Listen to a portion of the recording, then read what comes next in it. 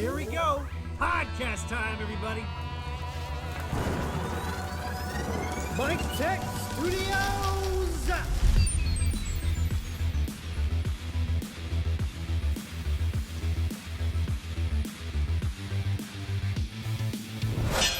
Podcast episode number 25. How much RAM do you really need? Alrighty. Thank you, everybody, for tuning in to the next fabulous episode of the Mik Tek Studios Podcast. This is Michael Midnight. So today,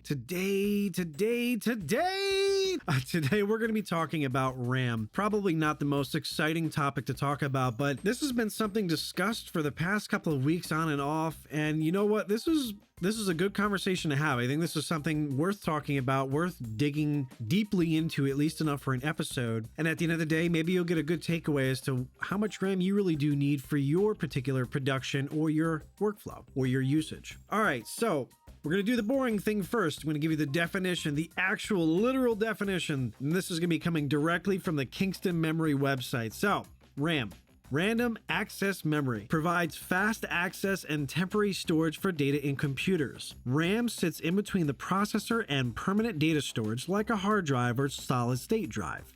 When a computer is turned on, the processor requests data, such as the operating system, from the hard drive or solid state drive and loads this into RAM. RAM is thousands of times faster than even the fastest solid-state drives. So having more RAM capacity to hold applications and data near the processor helps make computing quick and efficient. All right, so that's the official definition directly from Kingston themselves. Now, what is this really in, I guess, day-to-day terms, right? All right, so the best way I thought about it is RAM is like having extra arms to hold resources to finish a task, right? So you're working on something. Let's say, for example, you're going from the grocery store to the car. Instead of making several trips with 2 hands, if you have 6 hands, like a freaked out Spider-Man, you get that stuff done real quick, right? Or let's take it a step further. You're going into that car and it's a 2-door car. A little bit more difficult, takes a little bit more time to get that type of work done, get the groceries in the car. Now, if you have 4 doors, if you have 6 doors, if you have crazy amount of doors, doors all over, you have a car, right? Makes it that much more quicker. And in conjunction with the amount of car seats that you're going to have, like rows of seats equals amount of resources. So I don't have to worry about throwing them all in the back. I can organize them nice and neat on the seats themselves. And I can go, hey, my frozen stuff's over here. I can get that right in the refrigerator real quick. I get my projects done quicker. I'm more efficient. Everybody's happy. Win-win, right? All right, so for RAM, we have different amounts of required RAM for different processes. This is talking from a student's Chromebook doing schoolwork, school papers, all the way up to the render farms doing the newest Square Enix Final Fantasy VII remake, or even the new Toy Story 47, whatever they're up to now, right? So the good question is, really, how much do you need, right? All right, so another thing I want to bring up real quick just before we get into that is CPU vulnerabilities, and the ones that have been exploited or found out or that you've probably read in the news in the past couple of years. Now, to this time, I think the most important ones that have come up have been the Spectre and Meltdown CPU vulnerabilities. Those have been Intel-based vulnerabilities, so +1 for Team Red, AMD. To my understanding, I don't believe they have anything like that vulnerability-wise for their chipsets. Anyway, I say this because when you're working on your workflows, and this again really just depends how you have it set up. So if you're like me, you have 100 tabs open. You're jumping back and forth between maybe your Adobe products, you're working on a production like this, maybe you're a audio designer, audio engineer, right? And you want to have a bunch of sound samples available at once. Maybe you're doing AutoCAD and you want to have the availability to having that real smooth rendering and zooming in and out of your actual property that you're working on. You're working in 4K for your media or for your video. But let's just take a step back here. Let's just say that let's say you're somebody working in an office, right? You have a simple little desktop. You're doing your day-to-day work, and you want to be able to do it efficiently without your system slowing down. Now, there are 3 things that are going to make your system slow. Number 1 is working from a mechanical drive. If you're working on something that is not a solid state drive, you're going to feel it. Number 2 is actually going to be the amount of RAM that you have in the system. If you have anything less than 8 gigabytes of RAM, you're going to feel it, especially in Windows 10. And as of this time, I believe the newest operating system as of this recording on Mac OS is Catalina. Most folks are probably still working in Mojave, and Linux is Linux. They're on their own. They know what they're doing, so I'm not even going to cover that. All right, but the third thing that really you don't have any control over in the office setting, if you're just a normal, typical employee, is going to be your internet access. That is how quickly that you're able to access documents, download and upload files and content from your browser. I like to have 100 tabs open, right? I'm working in Chrome, for example. I want to have my email up. I want to have the specs up for maybe the next show. And I want to have social media up and ready to go to post these shows. I have all this stuff up, right? Well, if you ever take a look in the activity manager on the Mac side or your task manager on the PC side, and you take a look at the resource usage for Chrome in itself, you realize this thing is a behemoth. It's using a lot of RAM. So why is this important? Well, Spectre and Meltdown, like I had mentioned before, these are hardware level chipset vulnerabilities. These are not things that you can fix in post. This is like somebody coming to your business and physically adjusting that CPU. So what companies have been doing, unfortunately, is doing, well, I guess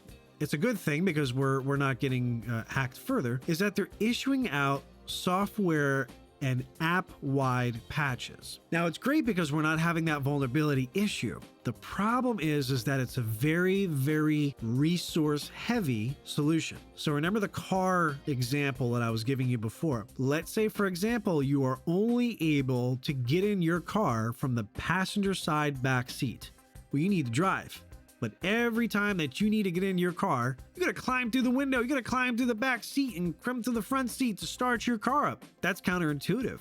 That doesn't make any sense. Well, that is essentially what these companies have been able to do to patch out the issue, but unfortunately at a cost. So when you take a look at these task managers and activity monitors, you'll see just how much RAM that something, a browser such as Chrome is actually using. It uses a lot. So originally, I want to say maybe 2 years ago, you'd be able to get away with 8 gigabytes of RAM successfully without too much issue. I would always recommend comfortably just to be able to have as many tabs as you want open, you know, within reason, within judgment, and still be able to have several applications open without having to close everything. I would always recommend 16 gigabytes of RAM.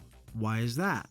The more resource, the better. So most of those office level machines, they really max out at 32 gigabytes of RAM. But you'll have certain workstations, again, render farms, and even servers that go as far as 3 or 4 terabytes of RAM as of this time. Now that's completely overkill for, I want to say, 90% of folks that are doing day-to-day operations. So if we break it down into categories, so let's just say that we have somebody who's doing just normal office work, right? You have your email, doing some web surfing, maybe you're downloading and managing some photos, maybe some music, things of that nature, watching a little TV, right? You have your Netflix set up or something of that nature. I'd honestly recommend 8 gigabytes of RAM as a bare minimum. You're going to see system requirements that are going to say 4, maybe 6 gigabytes of RAM. I can guarantee you for a fact that if you're going to do normal day-to-day stuff on Google Chrome, Firefox has always been resource heavy anyway. You're going to feel it if you have 6 gigabytes of RAM. There's no other way of saying it. My recommendation is obviously the more the better. So if you can afford 16, 32 gigabytes of RAM, if you have desktops that have 64 gigabytes of RAM, by all means, utilize it. And it also actually depends on the operating system that you use.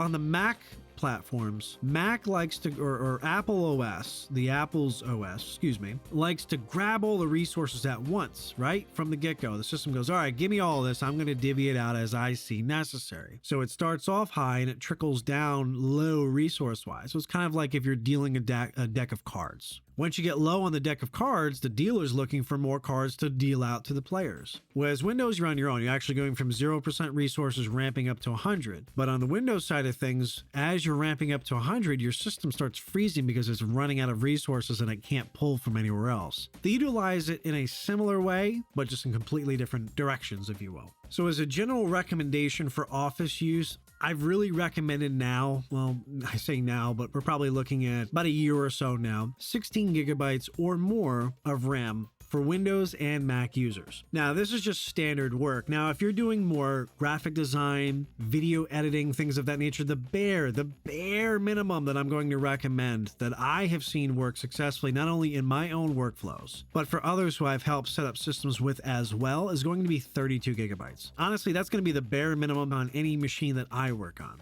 Gives me plenty of tabs to be able to be open on any internet browser. I can have multiple applications open at the same time, and really I don't feel too many hiccups. I have enough resources to do what I need to do comfortably. And honestly, like I said, from the original 3 points that make your system slow, I don't think most folks that maybe they're not computer savvy, maybe they are, maybe they don't realize the impact of what RAM can do or will do for their systems. Bumping up that capacity really makes your system a little bit snappier. All right, so now we have maybe slightly more power users, right? We have managers, we have folks that are using the full suite of Office products, they're doing some Photoshop work, they're doing some light video editing, things of that nature. Absolute recommendation, 32 gigabytes of RAM or more.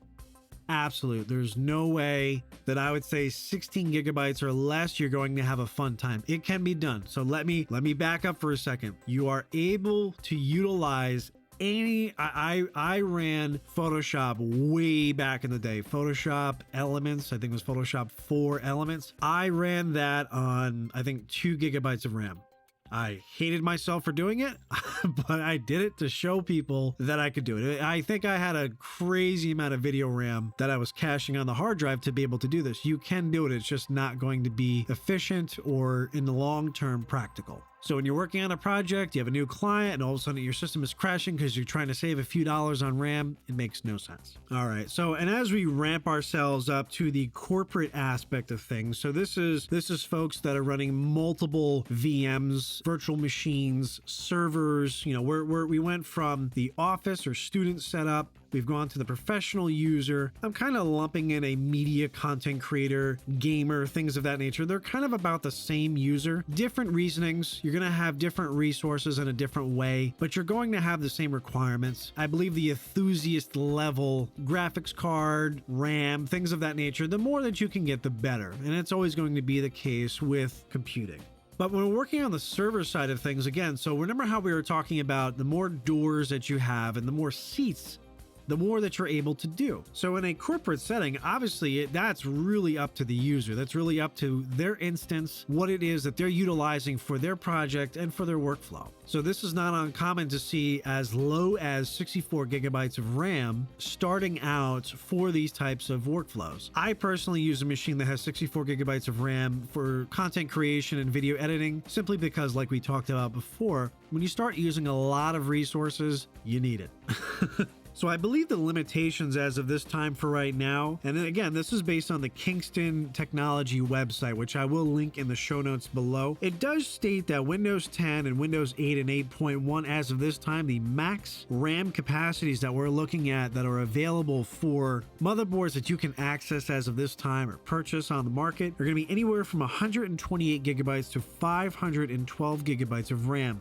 Now, the 512 capacity is going to be specific to the professional and enterprise licenses only.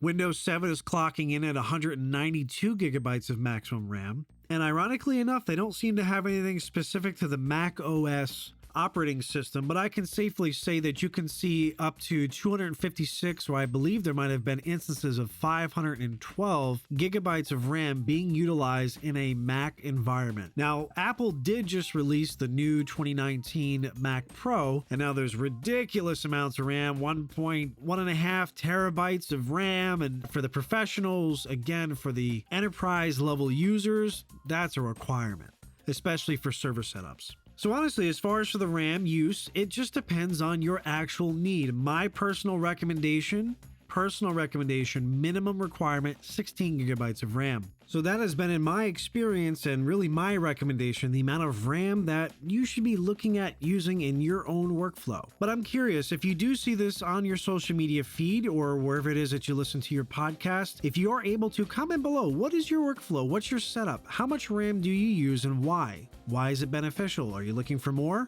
Do you have too much? You can never have too much RAM, right? Anyway, thanks for tuning into this episode. Feel free to check out some of the other topics that we have. We have SEO, we have statements and agreements as far as for your statement of work and how to get paid, and even something as interesting as Hackintoshes. Anything that you want to take a look in our back catalog, feel free to do so. Appreciate your time for listening, those that have. This is Michael Midnight. Thanks again for another episode of the Mik Tek Studios Podcast. Enjoy, guys.